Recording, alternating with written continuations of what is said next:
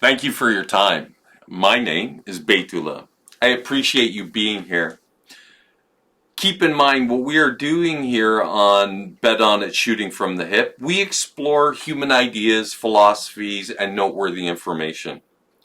This exploration is us thinking aloud, a thought exercise, jumping into ideas and examining them and re-examining them. You will find that we are prone to using adult language when expressing opinions. In keeping with that, you shouldn't believe anything we say. We are not experts of any kind. We are just having fun with these ideas, philosophies, and information in the hopes that you will find it fun, interesting, and entertaining. We encourage you to invest time into searching out these subjects and coming to your own conclusions. Now, on with the shit show. Slim, how you doing, buddy? I'm fantastic. I can't wait for this one. Yeah, actually, this is again, everything that we cover here, I find terribly interesting and I'm very fascinated by. But most especially the ideas, or not the idea of like mind control. So the title of this episode is Mind Control, the Name of the Game. So without any further ado, we'll just jump right into it. So, and before we actually do, I know that like you find this stuff's really interesting too as well, right? Yeah, I feel like it's terribly relevant, especially now that people seem to be a little bit destabilized. Like, currently, right now, we're dealing with a lot of things economically, politically, and like class-wise. Right. Just for whoever's listening to this, we are recording this on February 28th, 2026. So Iran and Israel just invaded, the United States and Israel just invaded Iran. So that's the chief headlines of the news today. So again, so to give context, because we will cover media and again its influences on perception and that sort of stuff. That's all that stuff is in some instances in a loose way mind control, and then there's some very specific forms of mind control, which we're going to get into. But we'll start with the definition. So mind control, which is often referred to as brainwashing, is coercive persuasion. So it refers to techniques used to influence and command the human thoughts and behaviors, and it's usually against the will of the person that they're programming.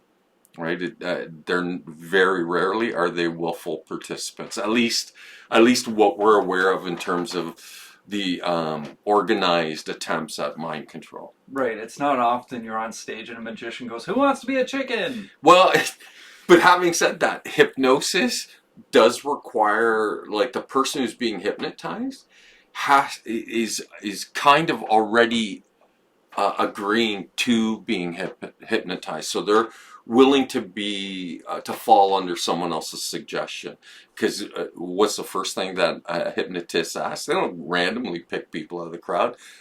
Show of hands, who wants to be on, like, who wants to be hypnotized, and you always get some volunteer. So they already demonstrate a willingness to do it, so that makes them prone to the suggestions of whoever the hypnotist is. Hypnotism is such a fascinating subject. We are going to cover that, but again, that's worthy of its own episode. So we'll just move on. So mind control or brainwashing is coercive persuasion, and typically against the will of the person who's being persuaded. Now it's often, in terms of like history and that sort of thing, there's 4 different categories of it that we're aware of. So there's government historical research, so that's typically people are aware of, like MKULTRA, which is like a buzzword. I think as soon as you say it, people they perk up. They're interested because it is so fascinating in and of itself. But it's because of how vague it is, right? So there's a lot of detractors who say that it was just a waste of government money and they accomplished nothing. I'm like, well, if that's true, why did they destroy all the research? Right, especially if the whole point was to go, hey, we didn't waste government money. It's like, no, not only did you spend it on stuff we don't necessarily like not us as Canadians, but Or as even human just beings. as human beings, Yeah. right? That's pretty much my point. It's silly to go, oh, it was just a big whoopsies. It's like, then why they burn so much? Now, I am aware that governments have frivolously spent money Yeah. on research, but I can't imagine them spending 20 years of funding just to determine that like it was a bust, that there was nothing there, right? So again, we don't have the research, so we don't know what they did. But what little we do know is they had crossed the lines that probably into actions that could be considered crimes against humanity, and the way that they conducted themselves in the course of investigating and researching the subject. But the depths to which they went is super suggestive. Like, why would they ran 140 that we're aware of separate programs under the umbrella of MKUltra. So like testing and researching different approaches and methodologies for trying to produce brainwashing, right? Right, and it seems like they found a lot of success in just using social interactions. Well, even if they couldn't, even if they didn't achieve the goals that they set out to, Right. imagine what they discovered about a human psyche. Yes. And Yeah. fracturing psyche, what potentially could be a result of that. And we did do an MKUltra episode that was inspired by Tom O'Neill's book. I can't remember the name now, escapes me, but it was a really good book. And he thought that there was a very strong chance that the guy with the swastika in his forehead, Oh, Charles Manson. Manson, Yeah. might have been a programmed asset, right? But that kind of got away from them. People are okay. So I'm sorry, this is just random, Yeah, it's baseless, okay. but a lot of people are suggesting the same thing happened to Ted Kaczynski because, the files a lot of people are going through, and I recently destabilized myself with. Well, It suggests that he was going after specifically Epstein people. Okay, but he was well. When you look at the Unabomber, he was a guy who was he was an incredibly high functioning intellectual that went through a research program that I don't think that he entirely understood the nature of, and the results were devastating for him, at least psychologically. Because I'm forgetting, I know that I'm going to kick myself for this, but I believe he was exposed to a lot of severe drugs and like really mind altering substances unknowingly. And to make a long story short, the end result was that it destabilized him so completely, he ended up basically leaving academia, setting up camp in a little hut in the middle of the forest, and then plotting revenge against. That's why he's called the Unabomber, because all the bombs that he created, which again, some high functioning intellectual was capable of doing, he was sending all the bombs to universities right before they caught him. And I can't remember. I think he was successful. I think 3 separate times, and they're essentially nail bombs. So he'd use like stuff that you could buy in basically any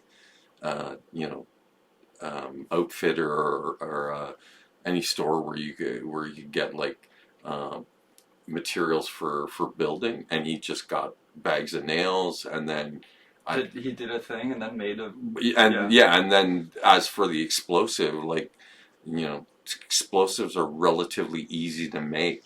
Relatively. I don't want to go down that rabbit hole, but like for me, the extremism really shows that regardless of intelligence, if you're willing to throw away like your perception of the world and you're going, this is worthwhile. Well, he was. Remember, the end result of what they did to him was they left him unhinged. So suddenly now you have a high functioning intellect that's kind of unstable. So, you know, we should be grateful that was the least of what he was capable of doing, right? So, having said that, right? MKUltra, really quick, ran from 1953 to 73. And they used everything from like LSD, sleep deprivation, subliminal messaging to manipulate human behaviors, right? Because what they were trying to do is find a way to be able to sort of program behaviors in the individual, right? So they're basically trying to create living automatons or living robot, right? Like turn a human being into just something that could function to their specific requirements. So then on September 28, 1994, the government accounting office, the testimony, so this is what it can be confirmed that MKUltra program was highlighted as a core component of the CIA's secret Cold War research into behavior modification and mind control. And Pavlov taught us through Pavlov's dog that you can modify behaviors in organisms. You can influence it by inducing the right kind of stimuli to produce that it can yield a very specific outcome, right? So we know that there is truth to that. The scope and scale of project count was from 1953 to 64. The MKUltra consisted of at least 149 side projects.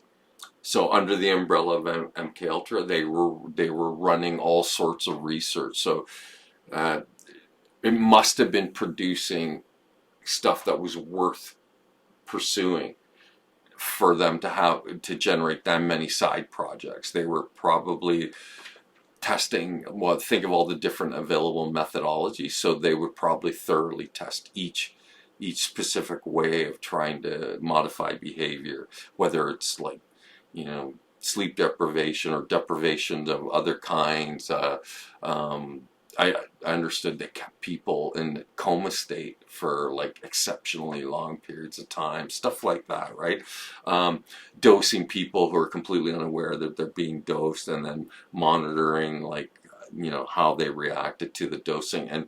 And so for any of you who look at like psilocybin or any kind of ayahuasca or those compounds that you can be taken to have these spiritual journeys, they're spirit quests that people are willfully going on, and then they prepare to go on that that vision quest, right?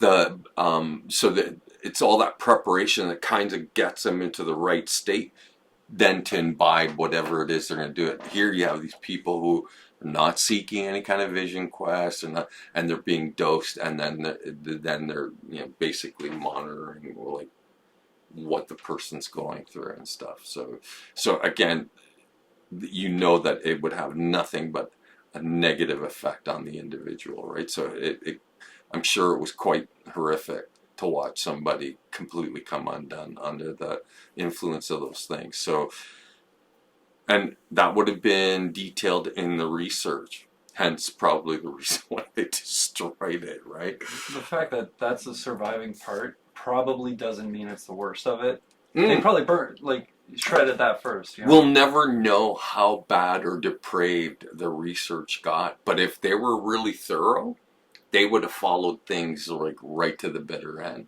right? So, I'm not one to go out and call things like necessarily evil, but this just shows like some of the worst of humanity. Yeah, I wouldn't disagree. I think the average person would not disagree with that.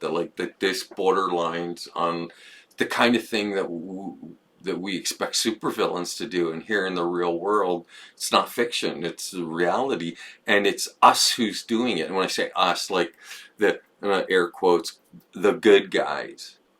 Yeah, like the historical good guys, right? Because that's again, like part of the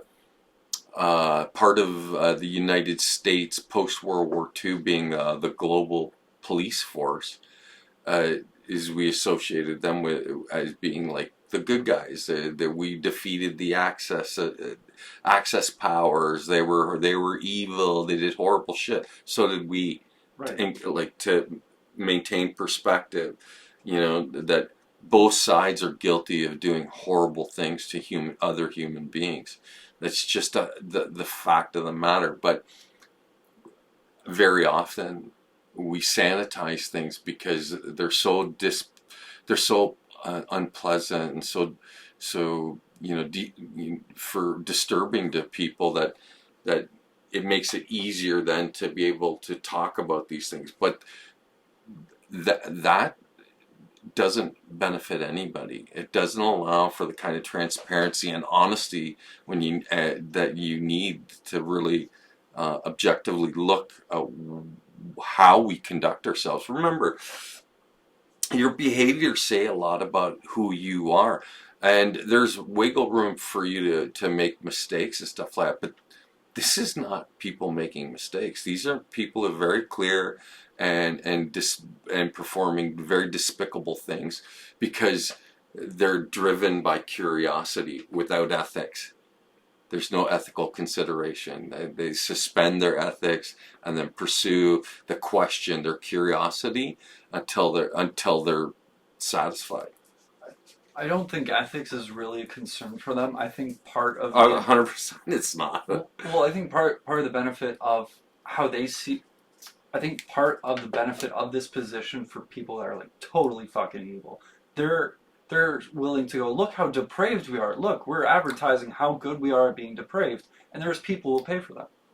Not to get into that. I'm sure that the people who agree to a lot of this, again, when you get into Tom O'Neill's work, we saw that, like, the head researchers in MKUltra, there were people who completely loose morals and would go to their way to present in a very appealing kind of polite public way, when they were total villains, right? That was their public persona, but as soon as they got behind closed doors, they might as well have been twirling their handlebar mustaches and laughing maniacally, like whatever. Yeah, if I can get into a small tangent, I think this stuff has been going on at least for hundreds of years. In some form. Yeah. Well, if we're talking about brainwashing, then imposed ideas, so that means now. I mean, that's super general. I mean, more specifically. But like specific, like in terms of what these guys are doing, we can probably say at least 80 years since in and around World War II, right? Because we became. Were they not only curious about it, but they made a conscious effort then to come to some determinations with regards to, hey, can we do this? How do we do this? Well, I personally believe that advertising was the first in for sort of coercive behaviors in this way, because like you picture the guy who's sold the idea, clean shave, you gotta wear a suit, you're a proper man. We are animals that evolved into this. Right, but this suit and tie stuff does not sell. You're right. Like okay, so this goes even a step further. Then, if you're talking about mind control and brainwashing, well, you're not your name. That was something that was imposed on you. You're not the identity that you presume that you are. They're facets. It's not that they're not real. They're facets of who you are, but that's not really who you. So the name you're given, the identity, the religion, your politics, all that stuff is usually imposed by the previous generation. And most of us never pause long enough to consider whether or not there's any truth in any of that stuff. Because beneath all those layers of conditioning, you're this consciousness. Yeah. Right now, that has assumed the mantle of something that was imposed on you, and you conduct yourself based on, again, things that you never chose, and you never took the time to think through and to be thorough enough to decide that this is how I want to present. This is what appeals to my intelligence. None of that. You didn't get a choice. You didn't get a choice of your name. It's your given name. That's why they refer to it as a given name. So all these things, again, in a much broader sense, could be seen as like brainwashing and mind control. They are to a relative degree, but again, it functions as a reference point. That now suddenly we place the highest value on this reference point when that's not actually what you are. If there's a divine part to any and all beings, including animals, it's the awareness or the consciousness that drives their meat wagon.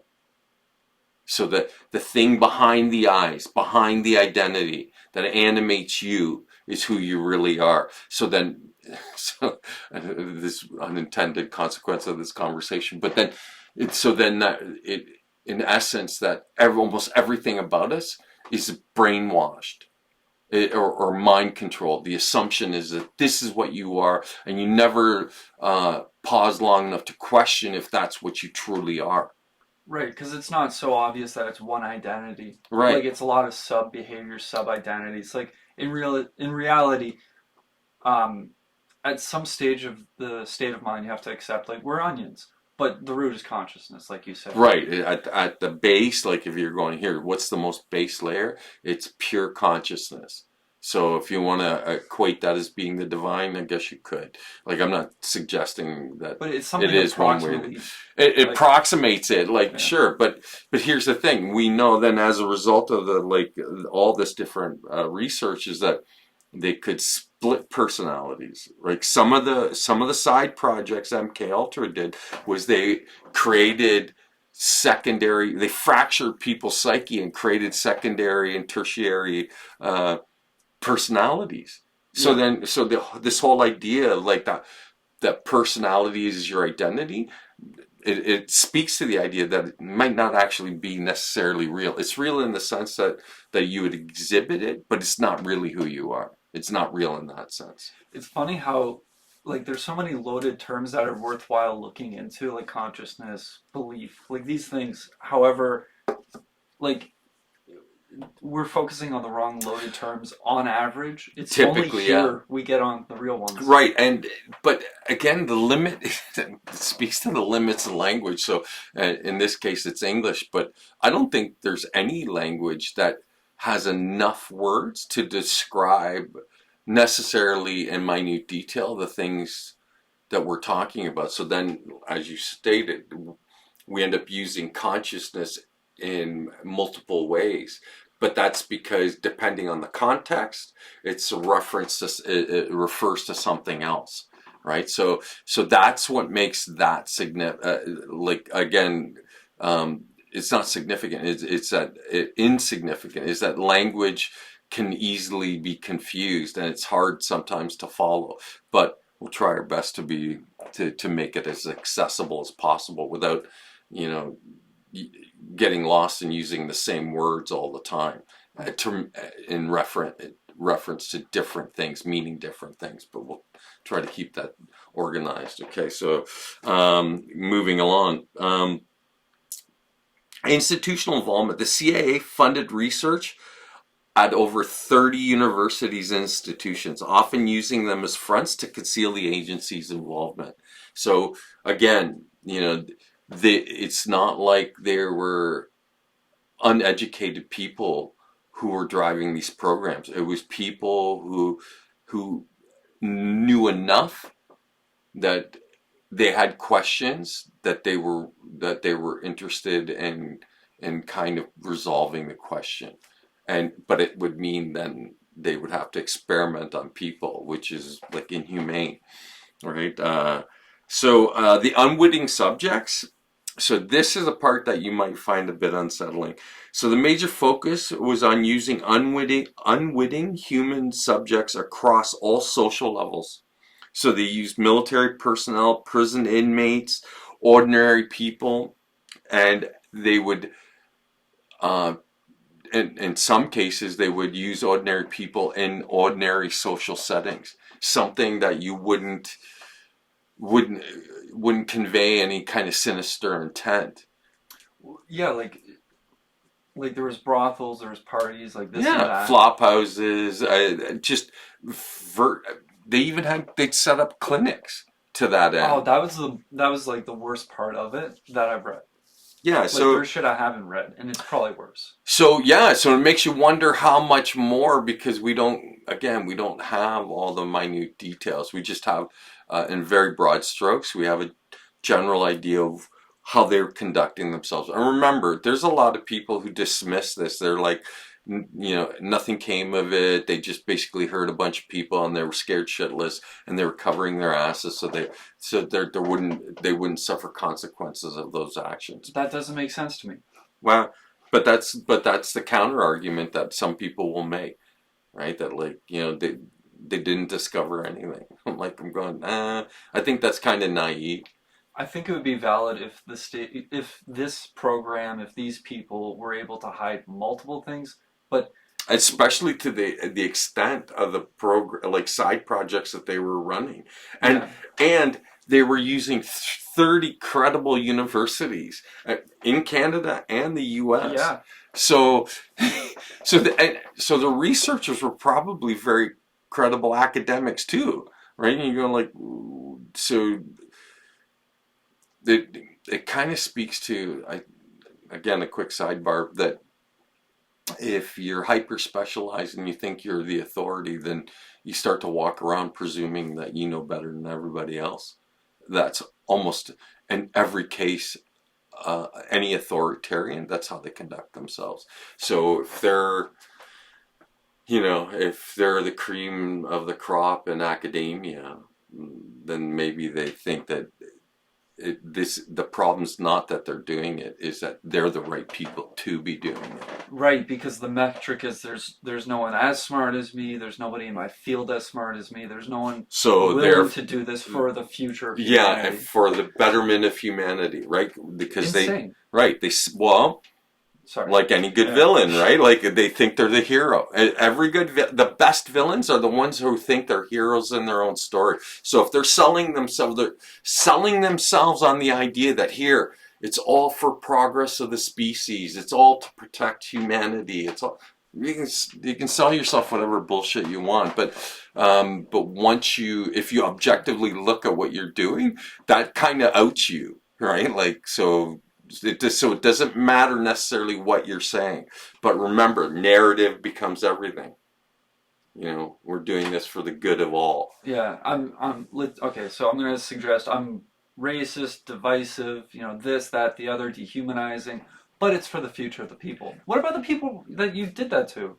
What about okay, so to get away from that, the best thing about what you do is you're looking through the information, trying to define it, create characteristics that are presentable and understandable, and then you deconstruct. You go, if they can do this is the worst of what they can do. What can we learn from the deconstruction, and then what does that teach us is available in the positive way? Right. I completely agree that the work falls to every individual. You're required to understand what's going on. You can't leave it in the hands of others. When you do, these kind of abuses occur. Right? Because they presume that they have the right to conduct themselves in the way that they're doing it.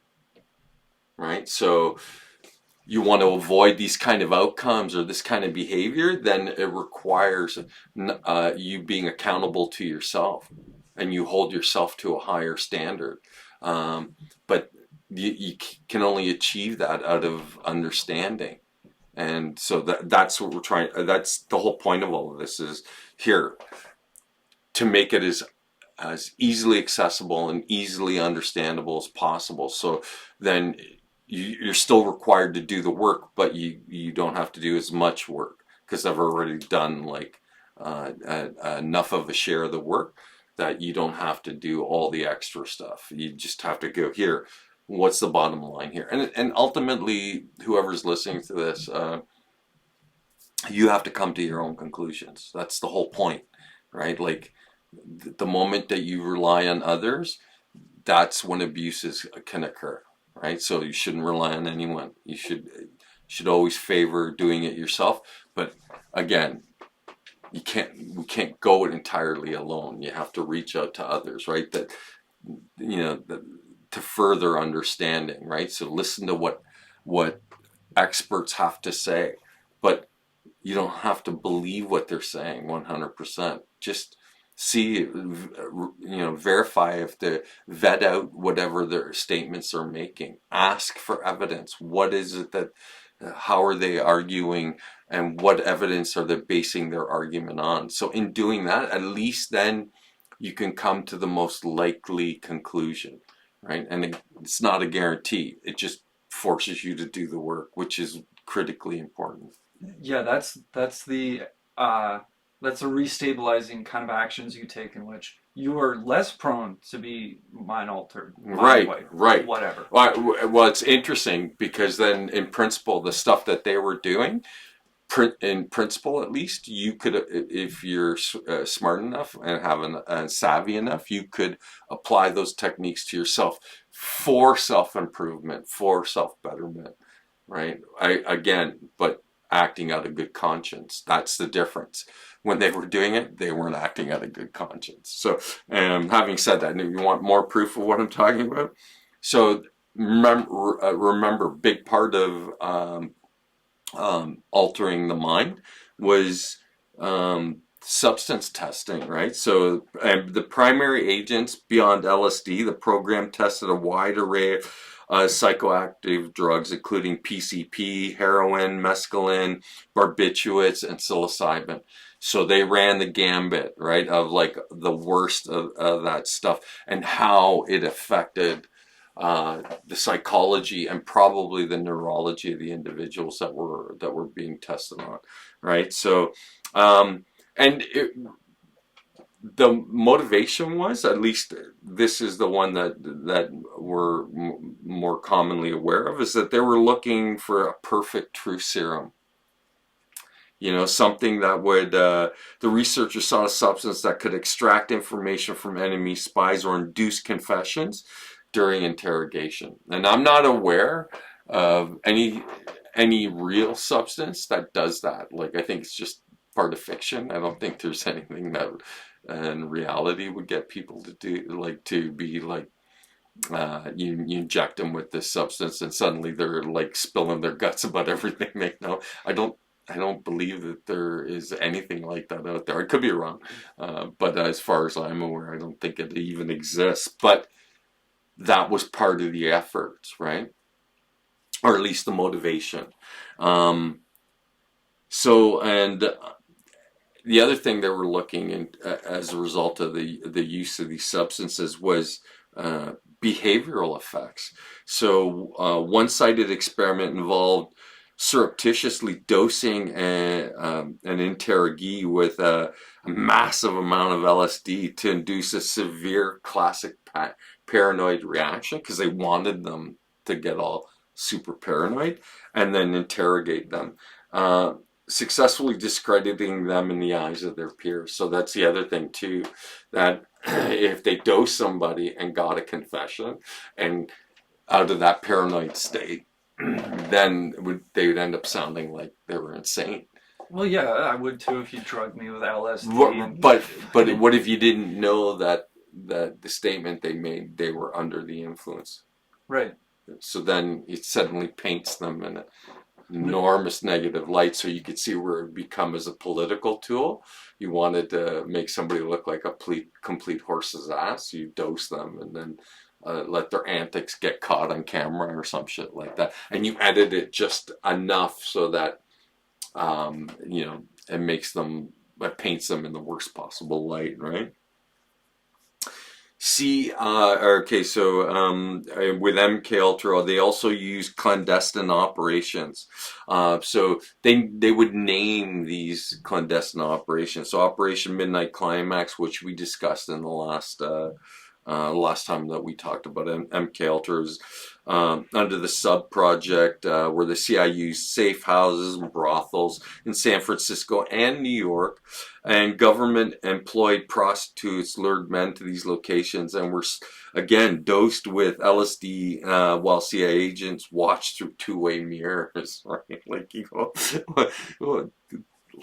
fucking jerks, right? MK Delta, the designation for the operational use of MKUltra materials abroad, primarily for harassment and destabilizing enemy targets. So the shit that they were like learning about dosing people, like unwitting people, they were using outside of the borders of the U.S. So against like potential enemies or potential threats, and they dose them and stuff like that. So I mean, that's crazy effective. Imagine you go in, like I'm suggesting Middle East, you find a leader who's theocratic, and then you go, okay, we're going to give you an existential threat, and like in real life, and you're going to be drugged, and we're going to try to convince you to have like a religious moment. They're gonna come completely undone, and then whatever credibility they have could be lost. So you can see the benefit in them implementing it outside of the borders of the U.S. as well. So that's what MK Delta was about. Sorry, this is a little bit meta, but just how insane they did a good job on this type of behavior, the way people look at conspiracy theories for the past 10 years. Now it's changing, but beforehand, if you brought up MKUltra, you were insane. Yeah, so it was a perfect way to dismiss any kind of argument that might be controversial. And now you're right, now we're living in a time where now people are hungry for controversy because most of us are distrusting. And rightly so. It's not an accident. Like, you know, we distrust authorities and governments, you know, because they've proven themselves to be largely unworthy, right? Like, so you know, whenever they make any kind of blanket statements, we kind of sit there and go, that might be complete bullshit. Yeah, because they use loaded words in a way to avoid excessive like truths, like, oh, this is what we're actually doing. It's like, oh, we're just spreading democracy. It's like, okay. Well, it's just, again, a convenient way to dismiss any kind of controversial claims against them, right? So it's a way to kind of redirect everything so that they don't, again, so they don't come out looking bad. But the problem is, in all that redirection, that's exactly what ends up happening. You end up looking bad. Right. They would have been far better served with being even a little bit more honest, or a half truth, and telling that but now, like, whatever credibility they're trying to maintain by like using denial as a methodology for protecting what they know, it just makes us distrust them all the more, not less. So anyway, so you can see like all these efforts, they're not for naught. It makes you wonder, it makes me wonder, how much further could these things be going on, like, and well into the present now? Because remember, everything we're talking about occurred within a 20-year window, or at least this is what they claim. And that once 1973 came, it all came to a screeching halt. But my suspicion is that if there was anything valuable learned from that, it just moved into private hands. Right, because we're specifically talking about this subject, but there's been multiple secret societies. Like, if you really want to get into it, you could. Well, there's subsets within our existing society that we're not privileged to, like, you know, that, and who's to say that they're not the ones furthering? People go missing all the time. It's common occurrence. So if they're looking for test subjects, they just pinch people off the streets outside of human trafficking, like they're grabbing people for human experimentation. Like, you know, we think of the world as in a very clean and sterile kind of way, but I'm sure if we got the fine details, we'd find out that For some people, it's a nightmare. It's the worst kind of living hell you could imagine. It it's more destabilizing the more you learn about it, and it's not. I think it's put out to desensitize people because this is part of the program, but I think a lot of people who already knew about these things, now that they're knowing more, it's just completely destabilizing. So, sorry, I'm talking about That's okay. destabilization as the first event.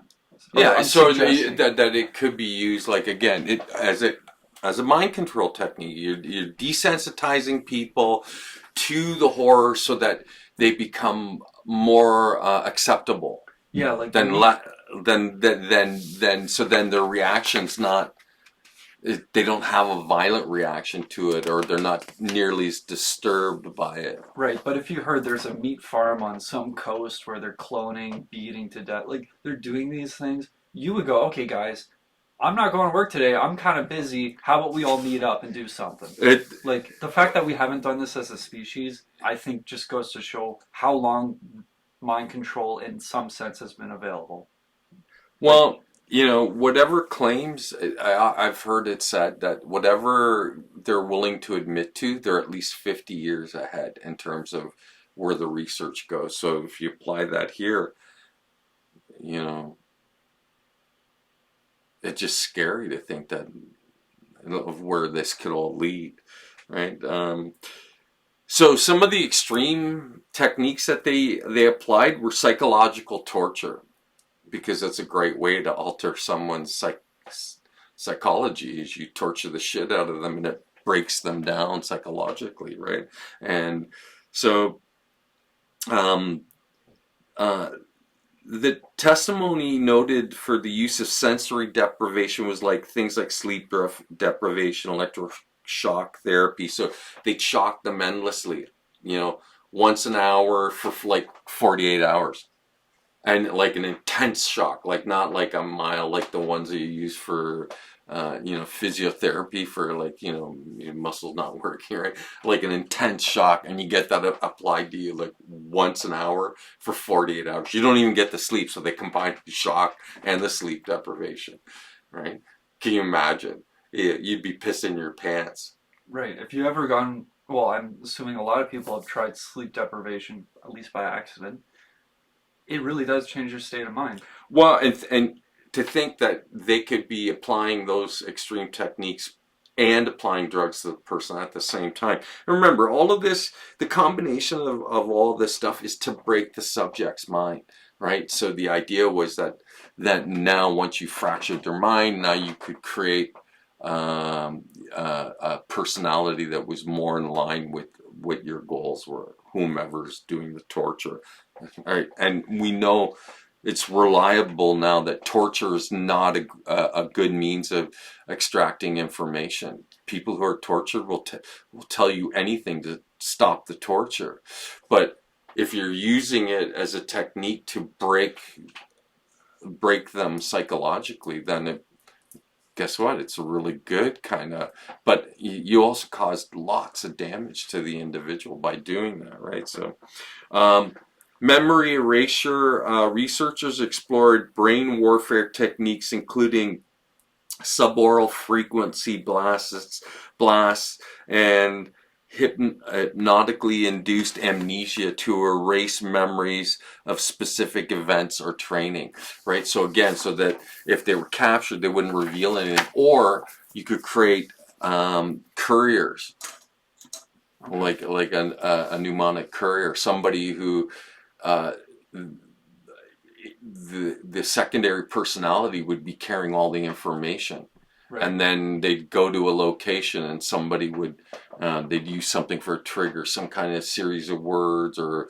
a physical touch or A smell, a whistle. something, and then it would bring the secondary person to the forefront, and now they could convey all that information. And then once they've done that, now they have all the information, then they'd use a trigger to so that the secondary personality would fall into the background. And if they got caught by any kind of an authority and were questioned, they would feign ignorance because they really truly didn't know.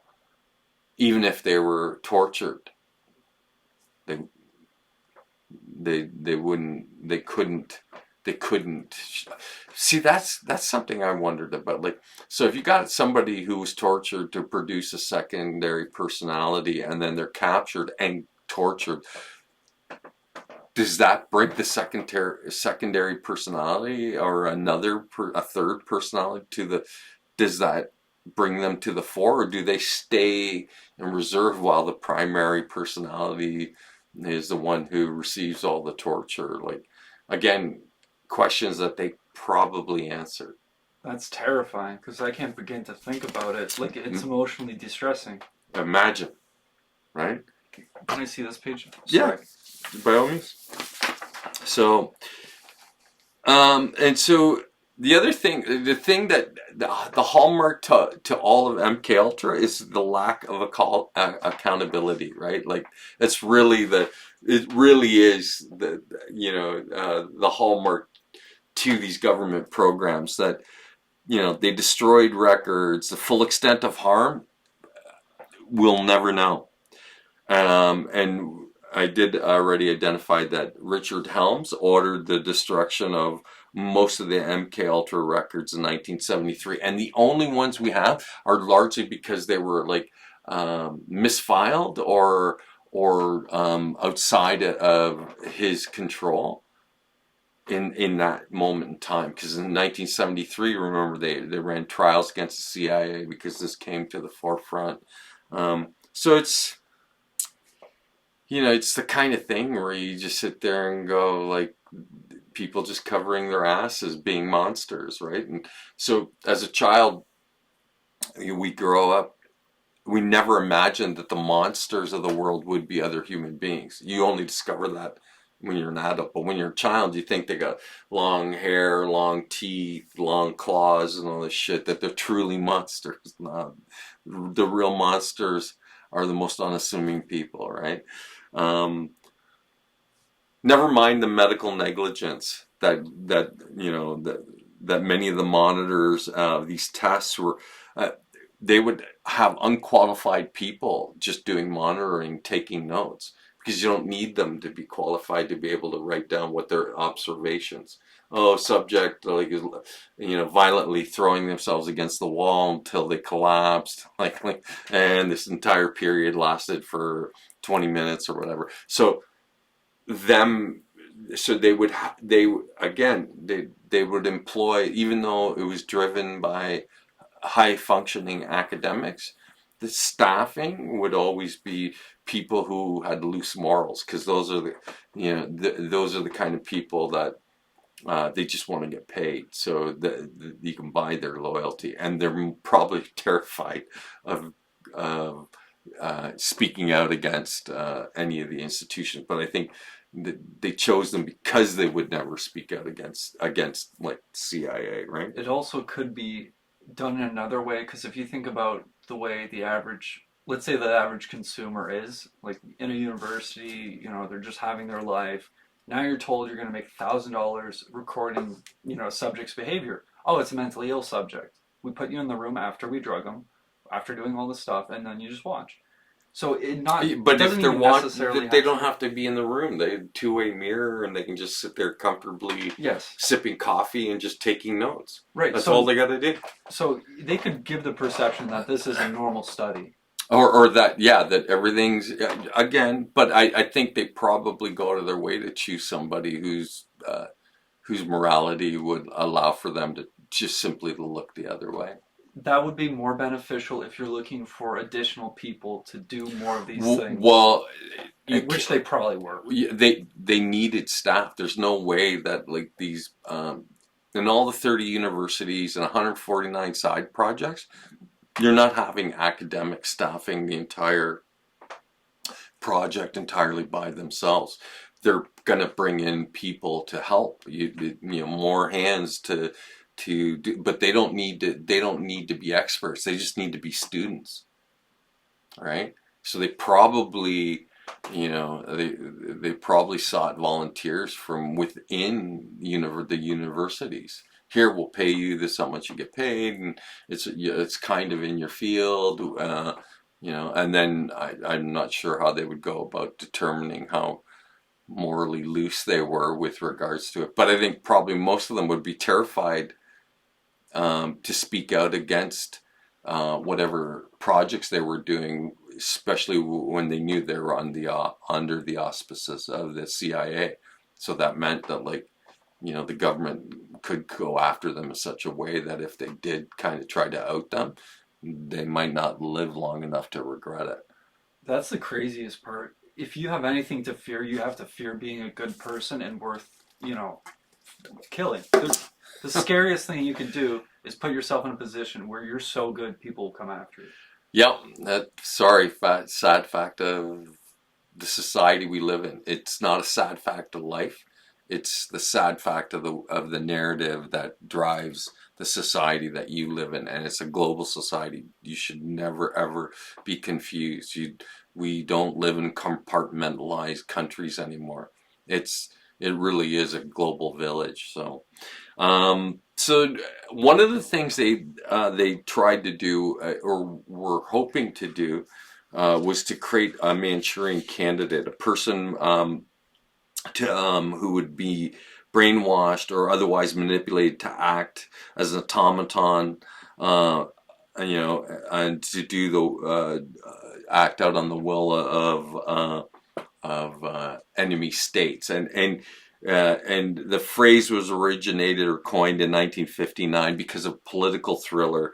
The novel was actually titled The Manchurian Candidate by Richard Condon, but they were trying to figure out, so the fiction preceded the attempts to actually create one, or the curiosity of whether or not that was even a possibility, right? So, and it spawned a couple movies and stuff like that. So, I think Denzel Washington, more recent times, played the lead in a movie called The Manchurian Candidate.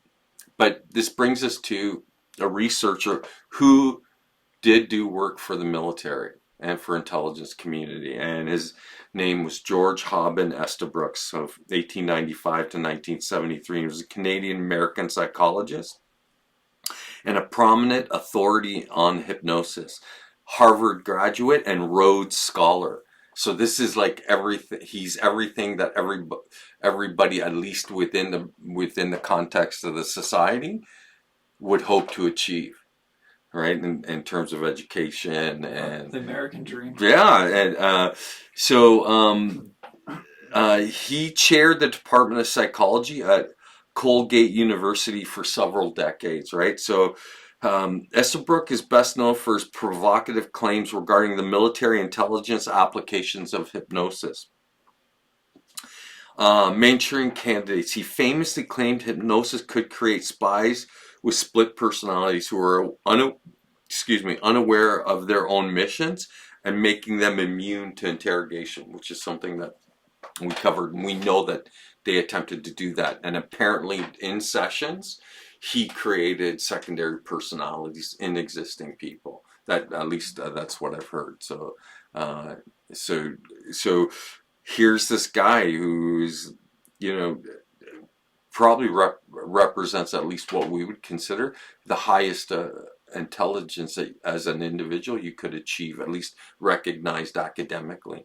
And he was a willful participant in this stuff. But he's a super interesting dude in terms of like his diverse interests, and again, that would be in part extension on hypnosis, right? So his wartime research during World War II reportedly worked with the U.S. intelligence to explore the potential for mind control and hypnotic couriers. So we talked about, couriers who would be unaware of the information they're carrying, and then you could trigger them to reveal the information, and then give them another trigger for them to forget again, right? So resistant to interrogation. Hypnotism in terms of medicine. Beyond espionage, he promoted hypnotism as a valuable tool for education and medicine.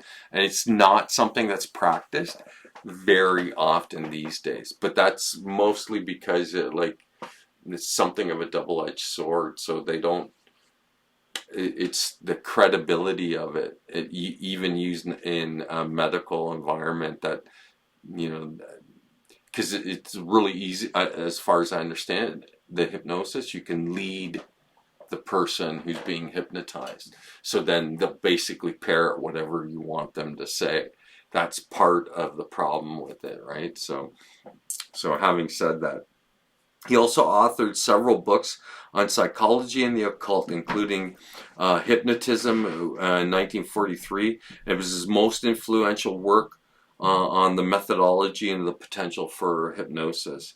And then in 1941, he wrote Man, the Mechanical Misfit, a study of human psychology and biology. Spiritualism, he wrote in 1947, which was an analysis of paranormal phenomena. So again, this is a guy, a credible academic, and has an awareness of these outside of the average person's experiences that, you know, for all intents and purposes, they're real, but they only occur to a limited segment of the population. But there's something to it. Now, is it what people claim or allege happens? We don't know.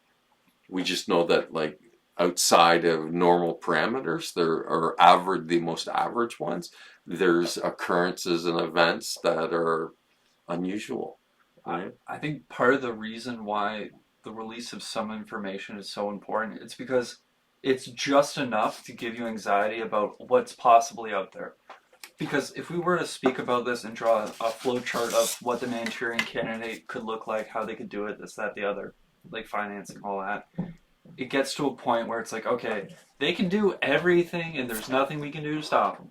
And that's the worst mentality to take, because you can change your own perspective and how you relate to the world.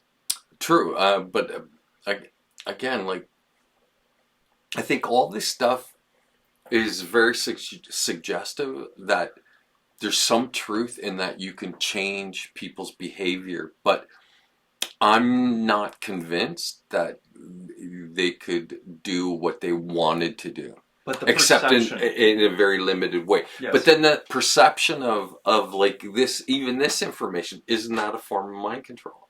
Yes, absolutely. Right? I believe so.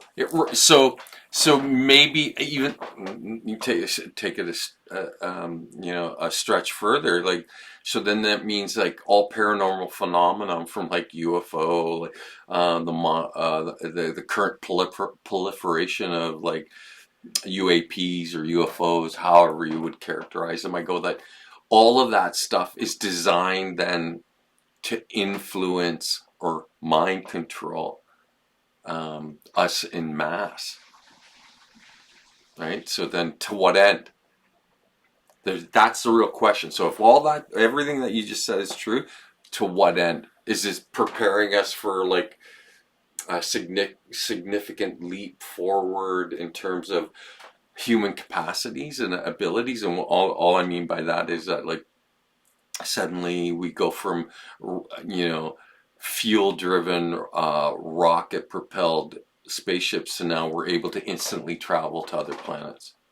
So that, you know what I mean? Like, so it's that kind of a significant leap forward. And do you need all this stuff as a precursor to sort of set everybody up mentally so you don't lose significant portions of the population with these certain realizations? Right, because we're dealing with the unknown, there's so much uncertainty, but ideally, if you were to suggest, like, hey, we gotta do something, big change in the world, there has to be a restabilization around this new, I forget the word for it, but it's like a zeitgeist. Yeah, right, where it becomes part of the common understanding, right? So it starts as fringe, and slowly over time it becomes accepted as norm. So the idea of ultra-terrestrials, Bigfoot, aliens, alien air, interdimensional or extra spatial kind of aircraft. All these things become real, and then we just take it for granted as a population, because on average most of us accept it without any kind of negative effects, right? That we don't weighed down by suddenly the idea that, oh, we're not alone, right? That for most of us, we're like, yeah, we kind of always knew it, right? So then there's no adjustment period to this new this new leap forward, right? As a society or as a species, however you want to characterize it. So then the question becomes the mind that's just behind all of this, like the decision makers who are deciding that here we need to kind of drip feed everybody so that they can be prepared to accept these, in what might be harsh truths or these like really controversial kind of views, which were fringe and now end up becoming mainstream. Right, and it seems like we are only allowed to hear about the periphery. Like this is kind of off topic, but people are talking like, for example, Peter Thiel or the president or the ex-president. Those are the faces we're allowed to see. I don't believe that we're seeing like Epstein's owner's owner. Well, I would agree. That whatever is on legacy media, whatever you see on the internet, um, and all the characters that you can recognize and identify, because they've been told that you've been told rather that these are the people who are behind it all. I don't believe it for a minute that they're basically the sock puppet or the puppet with strings. And the real question is, whose hand is in the puppet? Who's controlling the strings of the puppet? And why would it be a single layer? Why wouldn't there be more layers beyond that? Yes, in 2021, I got to the point where I was not doing okay, and I was like, this is just WWE. This is worldwide entertainment. This is absolute, like, not to say hogwash because it sounds lame, but well, it's like all the events that occur within the society are real events. It's just the narrative that's assigned to them is part of that, that WWE kind of like, it's just meant to, it's just meant to like, to not, I don't want to say entertain, but it's meant to sort of like shock and kind of amuse and distract people from whatever is really going on. And then it beggars a much larger question. Then what is really going on? right, because they're distorting context. Because it's not just, oh, this guy's a bad guy. It's like, oh, Johnny sold 7 apples. Jimmy sold 300. It's like, they're real estate agents. Who cares about how many apples were sold?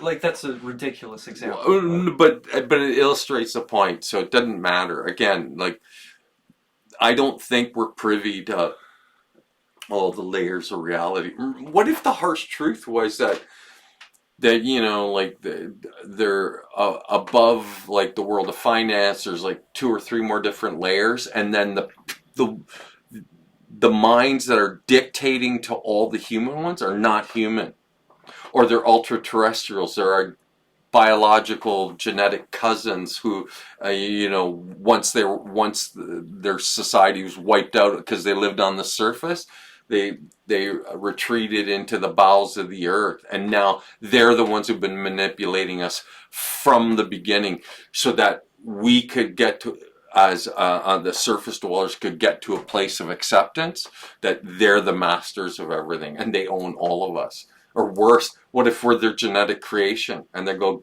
technically we own you, like legally you're property. Again, I would hope not. well, I'm just saying, I'm going, so that's the kind of like harsh truth that you could see that this would be kind of I'm with you. To a lead up to, so that you don't lose significant portions of the population because they can't accept it. So what you do is you drip feed them into the acceptance. All of this falls under the heading of mind control. All of it. It's a very broad thing, but this is definitely one of the more stricter versions of mind control. It's mind control in every aspect. Right. We're looking at it very specifically, and it's important because it gives you context. Then how would that work, like in a broader sense? How how would you apply it across a population of a nation or a global population? How would you here it gives at least gives insight to the ability to do that. Now, speaking of that, remember we were talking about George Hoban Estabrooks and everything he was trying to accomplish with hypnosis and the idea of a Manchurian candidate. And it brings us to a real world event and a real person, a gentleman who is known by the name of Sirhan Sirhan. So he was born March 19th, 1944. He's still alive to this day. He's a Palestinian-born Jordanian citizen convicted in 1968 assassination of United States Senator and presidential candidate Robert F. Kennedy. The event took place on June 5th, 1968, and Sirhan was 24 years old and shot Kennedy at the Ambassador Hotel in Los Angeles. And then shortly after, Kennedy died, right? So Sirhan is a amnesiac, and since the trial, Sirhan frequently claims no memory of the shooting, asserting he was in trance. Amnesiac, meaning he had no memory of it. He has memory of the thing that he's accused of, even though there's irrefutable evidence that he actually did it. I wasn't sure about the term. I thought it might mean it's a reoccurring thing. No. So amnesia is like where you have no recollection. Yes. Right. So of the specific events.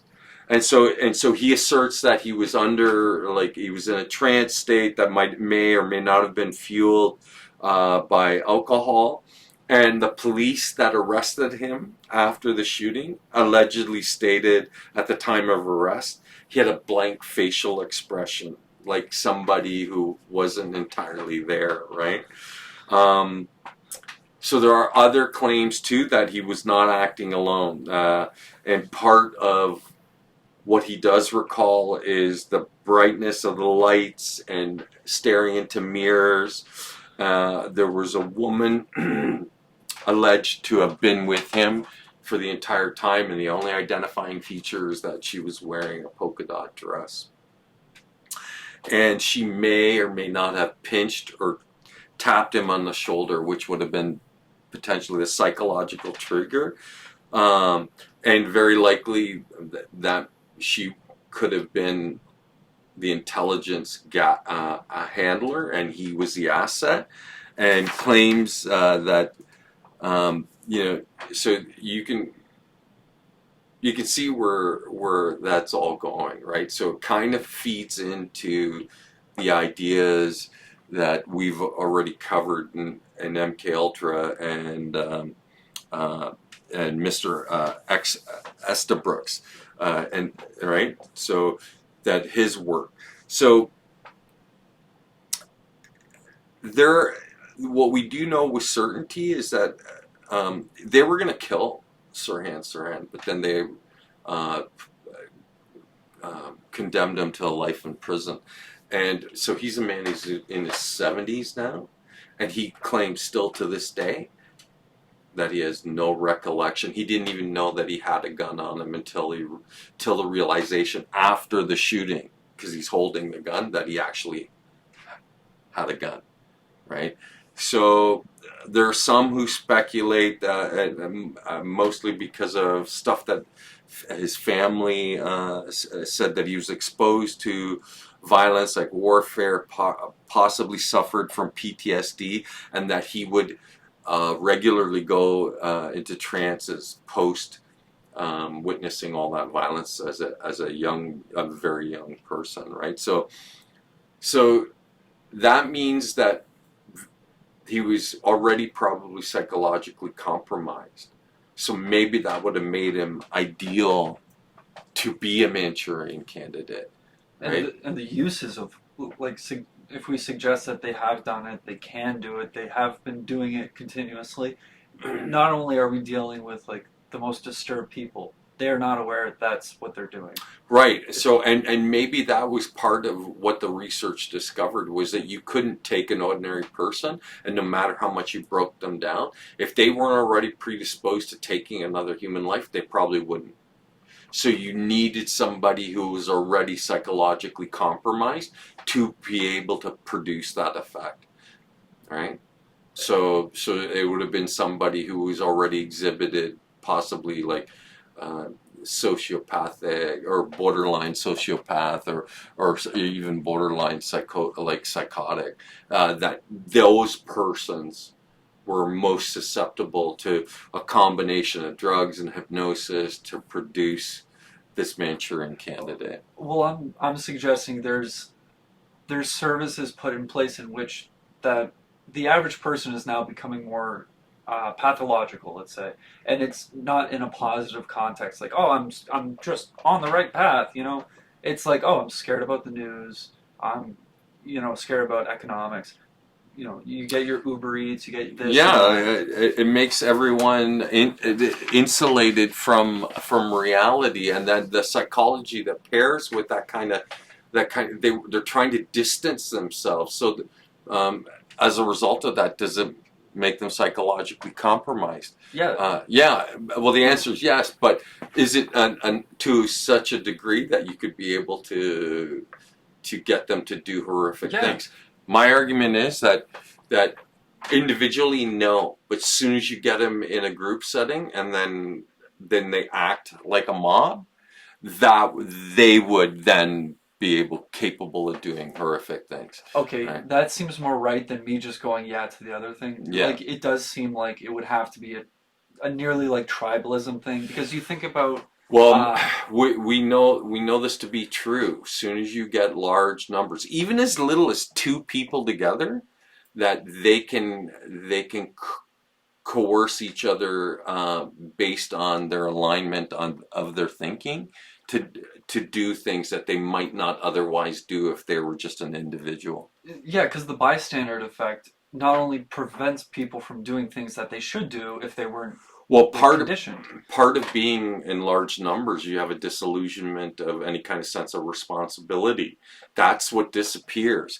So then, whatever they do, they don't think of that somehow that they're going to be held to account for it. But it's like the people who during COVID ran through the White House, right? Like, entire mob mentality, the stupidity of the mob, right? And then unleashed under the stresses of like having to be isolated and in all the conditions that were required for like the overreaction to a pandemic that really wasn't a pandemic. It was sold as a pandemic. Yes. But was it really? I wanted to get into how the algorithm and this and that kind of like socializes us to become Manchurian candidates, but I think it's more. That's further down the line, but we're gonna get to that. Right. I was gonna say it's more on the ball, like you say, to consider it as just it's not necessarily Manchurian candidate. It's more like tribalism to the extreme. Why? Again, yeah, but I think mob mentality might actually be maybe a better choice of words, right? Yes. But so that it's the mob, and the mob acts like I was gonna say like a school of fish, but the school of fish move in unison, like large numbers of them. The mob mentality, they move together, but it's chaotic, and very violent, like, because they're lashing out. So suddenly all the repressed feelings have now an outlet.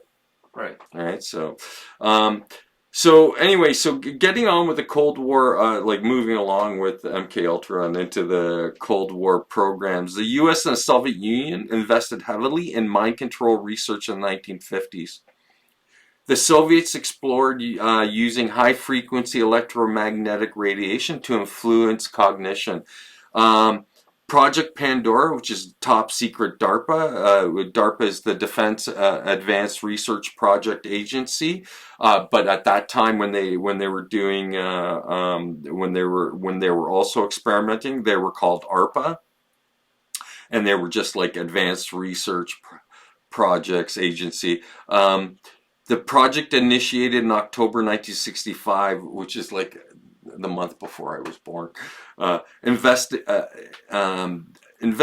into biological and behavioral effects of low-level microwave radiations. The project was a direct response to the Moscow signal, a discovery that the Soviet Union was bathing the U.S. Embassy in Moscow with microwaves. Now, just so you know, this was considered a failure. Yes, I've heard. Yeah, right? But again, it was, you know, if you have 149 side projects, not all of them are going to bear fruit. But out of 149, even if you only get one that bears fruit or proves to be accurate, I think they're gonna mobilize that one thing that they end up discovering, right? Yeah, and I think you said it. It was like it's not scientists, but like someone who's going through investigation, anyone who's significantly aware and wise, they'll find something even in drastic failures. Sure.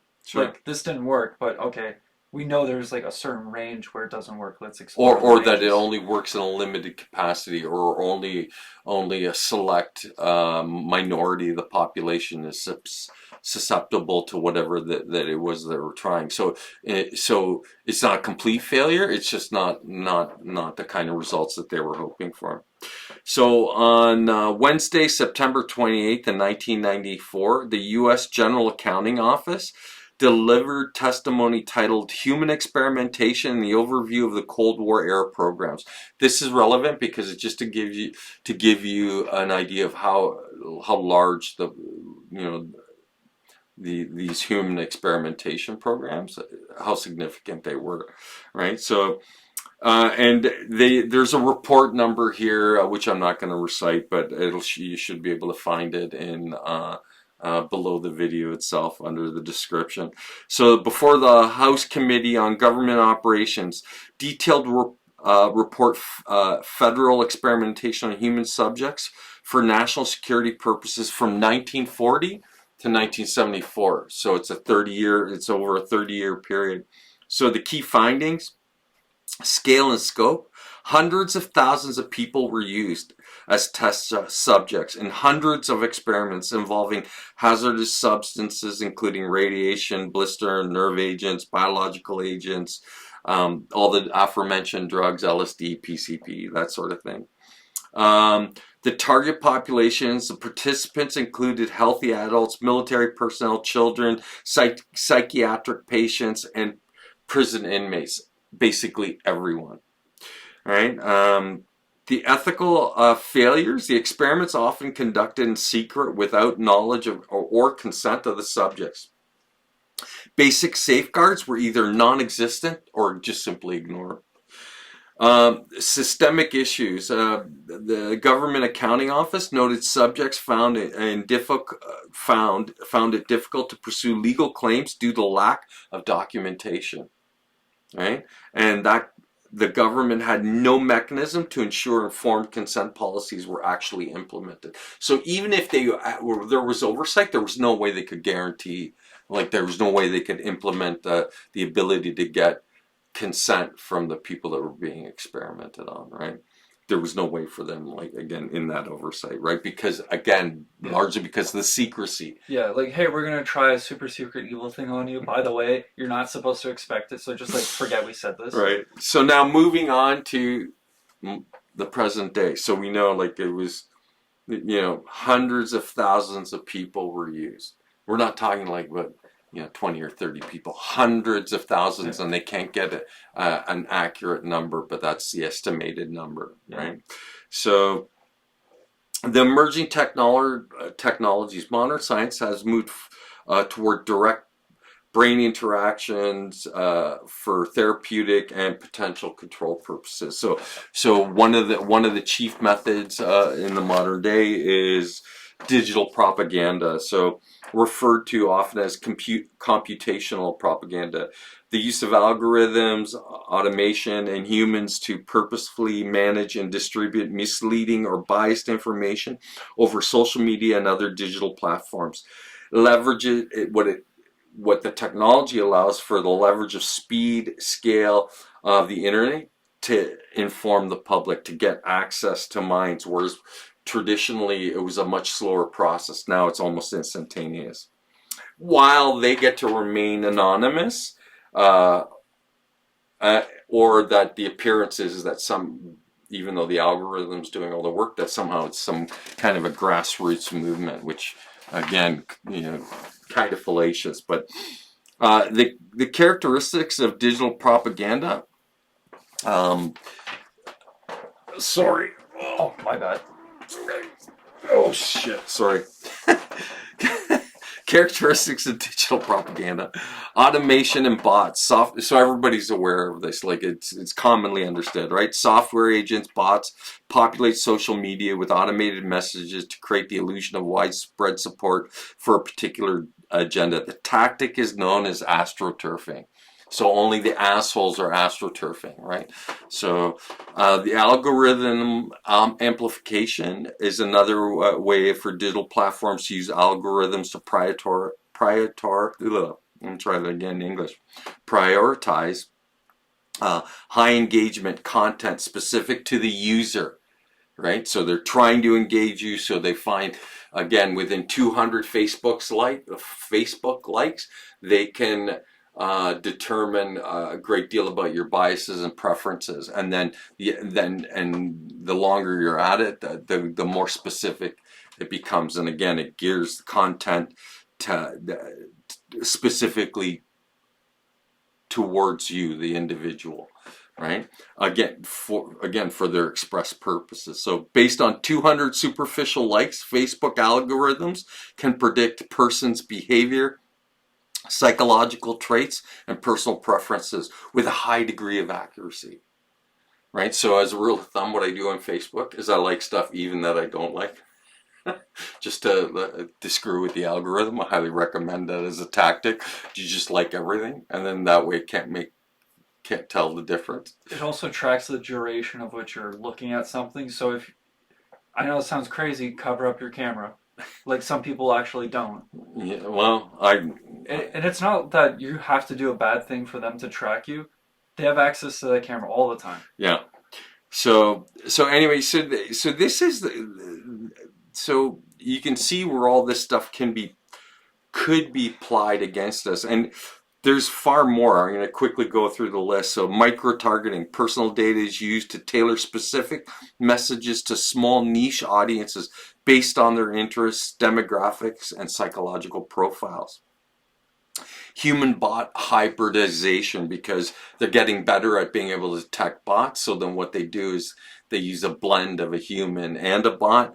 So this evolving semi-organic effort, where professional propagandists use real human users and influencers to spread content, making it harder for platforms to detect and remove.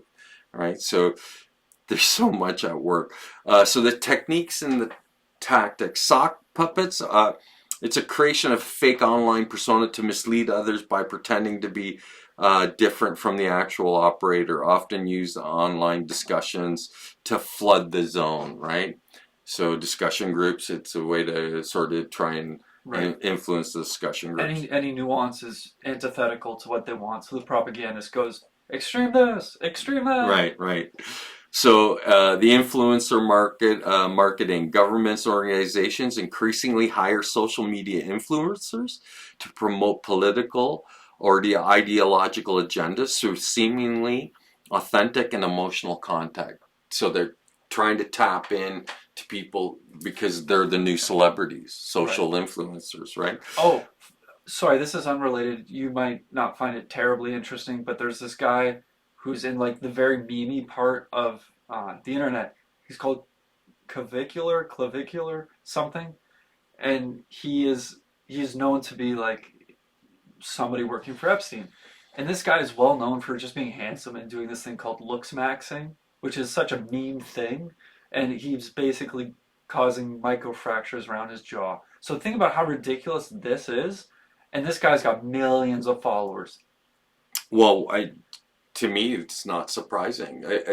Like open air agents. Right, and it's all superficial. So and because we're brainwashed, mind controlled into being competitors and consumers, we gravitate towards the next trend or what's trending.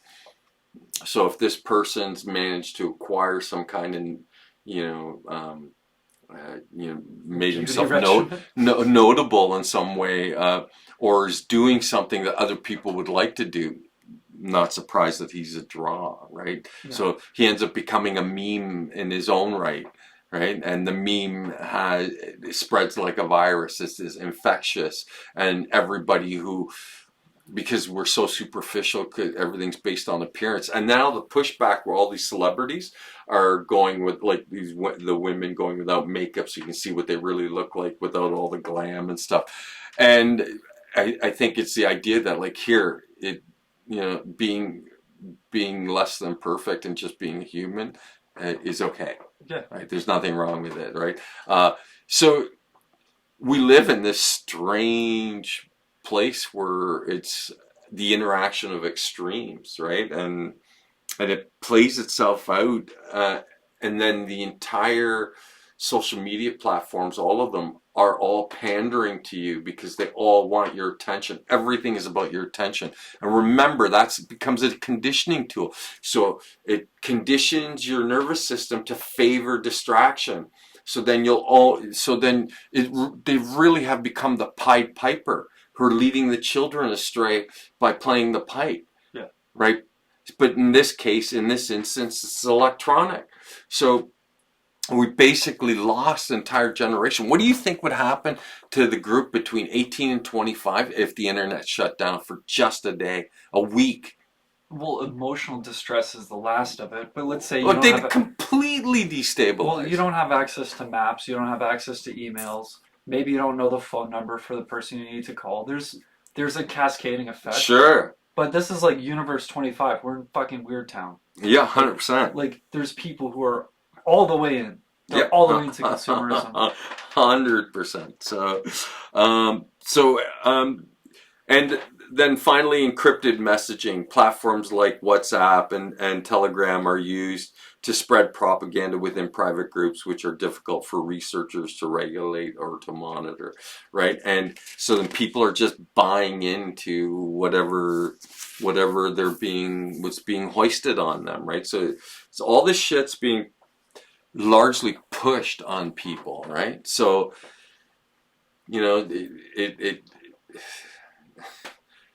it's kind of ridiculous, but it's shocking. It's scary. It's the kind of thing where you go, like, where's this all? It's all headed towards something, and hopefully it's not a significant fucking crash. But, in light of today's news, that's exactly where all this shit could be heading, right? So how this will play out, how reality plays out, it's beyond the average person's ability to influence. But you can choose how you are going to act and react. You don't react. You choose a course of action, and you can either act out of emotion or out of intelligence. So I would recommend that you act out of objective thinking and be critical in that objective thinking, because then at least you'll end up choosing the most appropriate course of action. And right and wrong become biases in their own right. So you can't look at them as being like fixed things, that they have to be fluid based on the context of and circumstances of any given moment in time. So that's what we're confronted with. So for us to grow up requires us to elevate individual thinking, or the capacity to think as individuals. So, and you can't institutionalize that. Every individual has to come to that on their own, right? Okay, so on to the psychological manipulations, and again, I guess you could call basically in cults, the cults of manipulation, right? So cult techniques, groups may use manipulative tactics to maintain loyalty and suppress critical thinking. Gee, you mean like what's going on in present day society?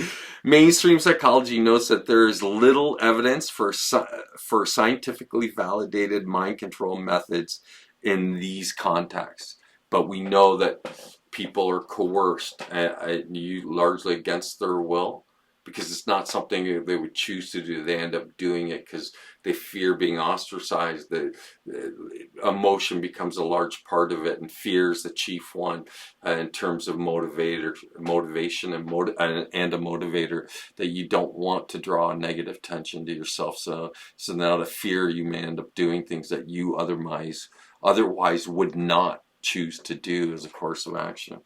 Right. I could suggest there's a candidate for something, and he's not in the social group. However, all these other people are in the social group. If you know about the social group, you're going, hey, he's part of, that owl crowd, or, the Right, group or whatever. Now it's suggesting that other guy isn't somehow aligned, just because he's not taking the identification as they did. Right, so they become ostracized, or worse, targeted because they're outliers. Yes, but I'm talking more in the sense of like controlled opposition. Like, oh look, I'm not in their group. I must be the good guy. Right. It's like, so no, you're the next evil. It's acknowledgement and validation, right? All wrapped up in one. Yes. So so the societal influence, contemporary discussions focus on social media and mass media, which use psychological reward. So everything's a dopamine hit, right? So they hijack the dopamine system to condition habits and influence public opinion. So that's the other thing that we're struggling with. So then it puts the onus on the individual to elevate themselves to a higher personal capacity. That you have to educate yourself to such a degree that you're a critical, objective thinker.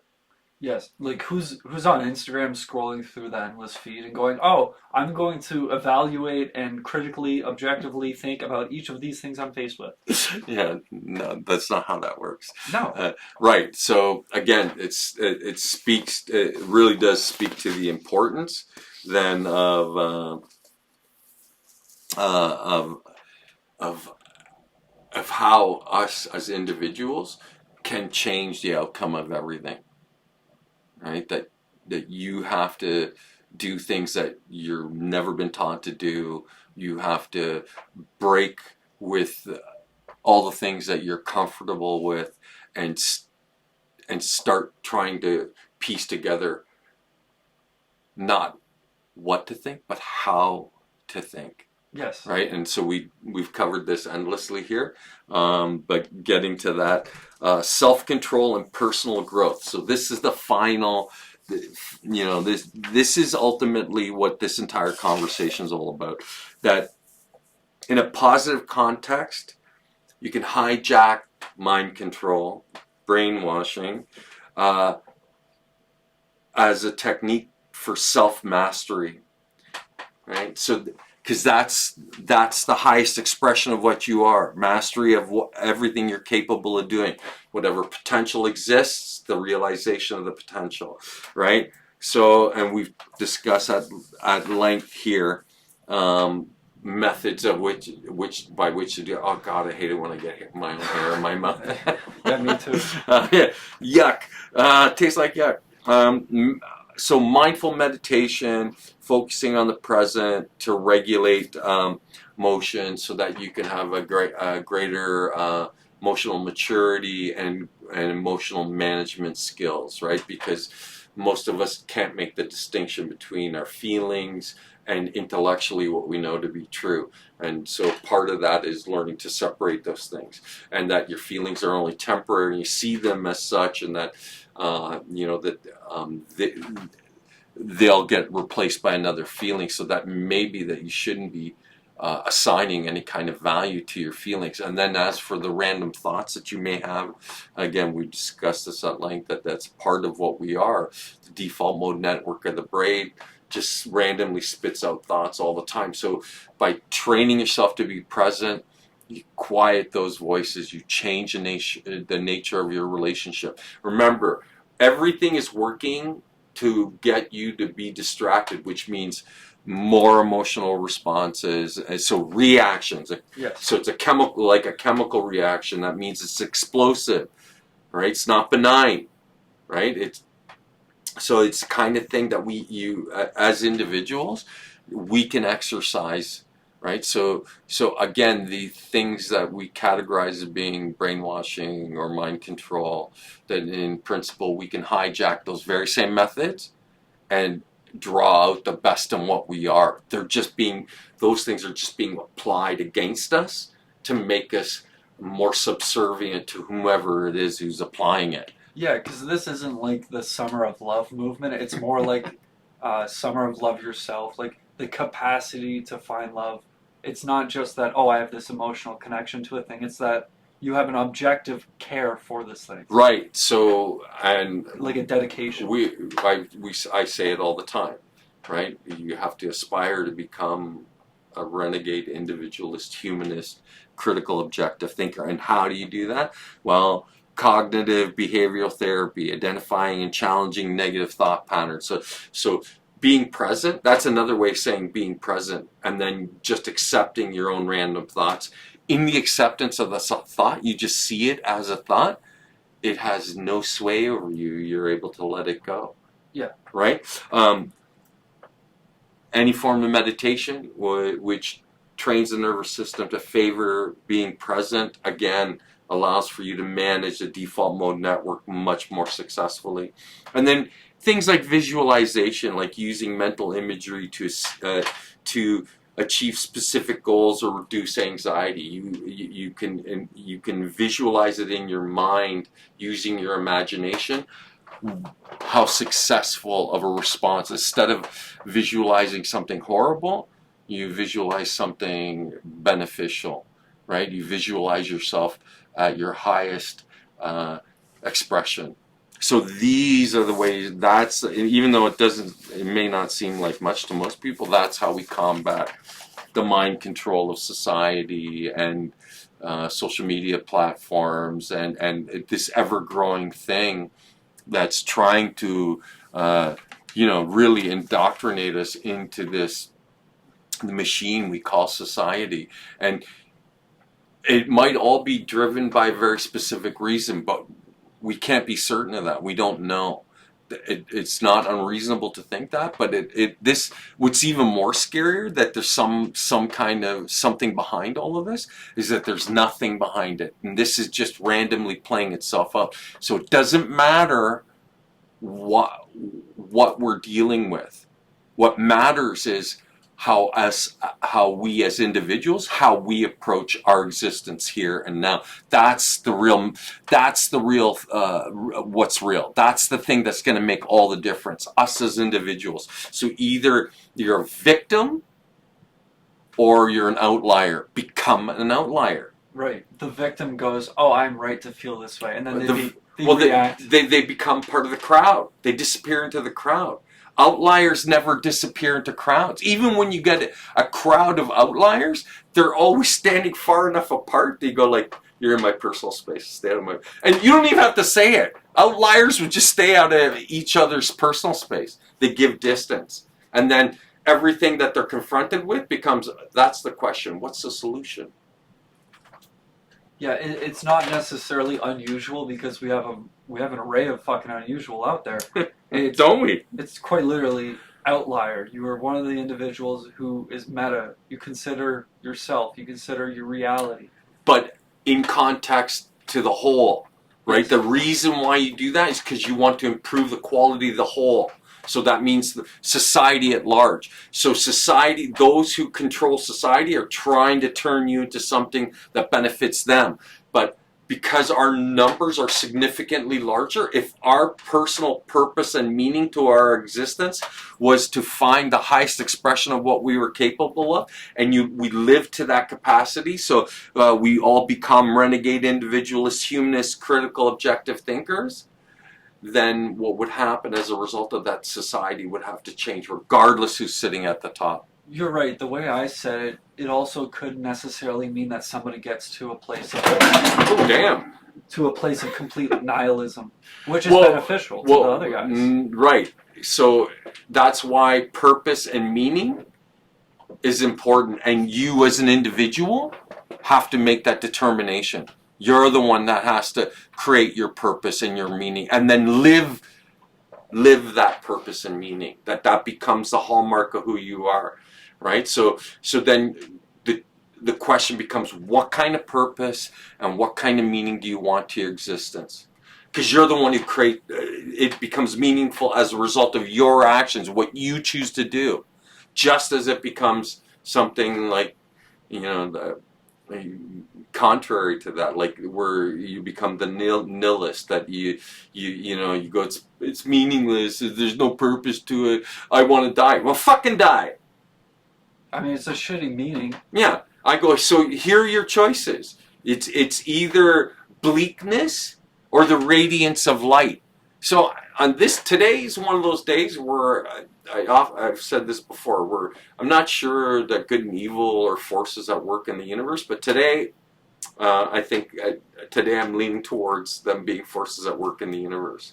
The bleakness of the darkness of evil, or the radiance of light and progression and growth of the individual. Learn, unlearn, and learn. So we're the answer to all our problems, but only if you think so. And bleakness and darkness and evil, they don't want you to think so. They want you to to favor nihilism. And I'm like, that's not a way to live. All right?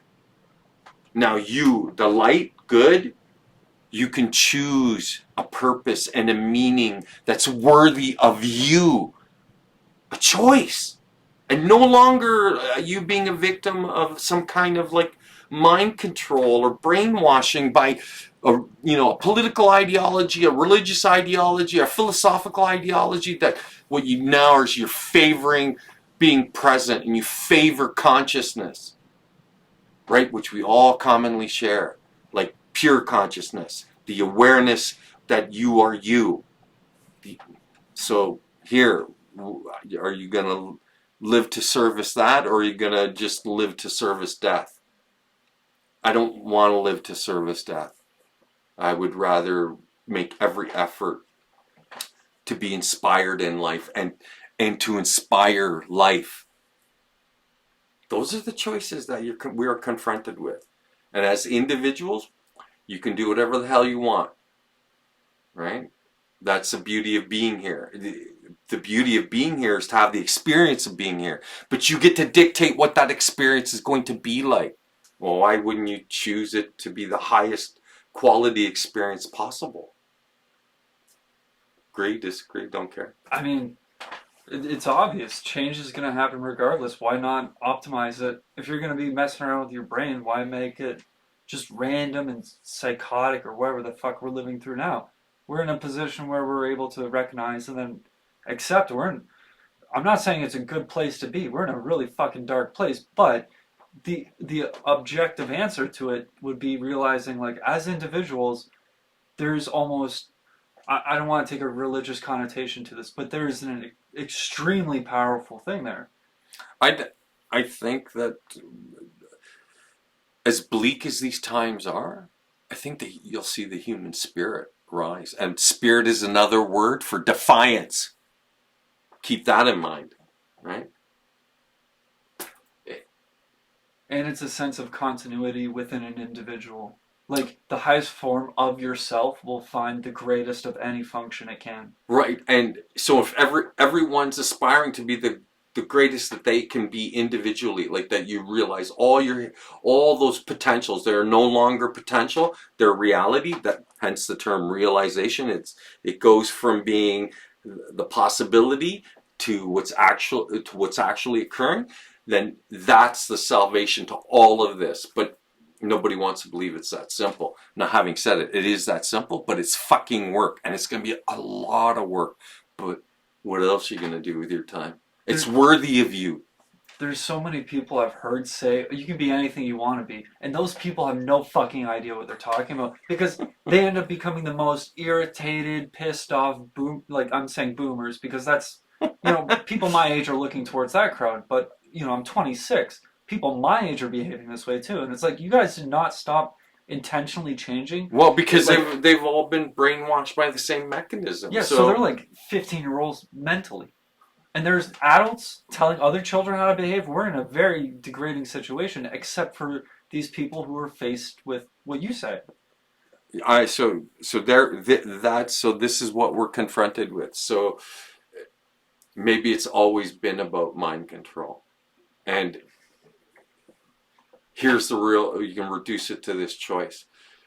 If it's about mind control, do you want others controlling your mind, or do you want to control your mind? That's the real question. That's the one to get hung up on. In fact, that's the one to close this entire thing down with. So I'd like to say in closing, question everything, including yourself, especially yourself. Seek balance. Seek knowledge. Seek understanding. Become a renegade, individualist, humanist, critical, objective thinker. Thank you for your time. Have a wonderful night.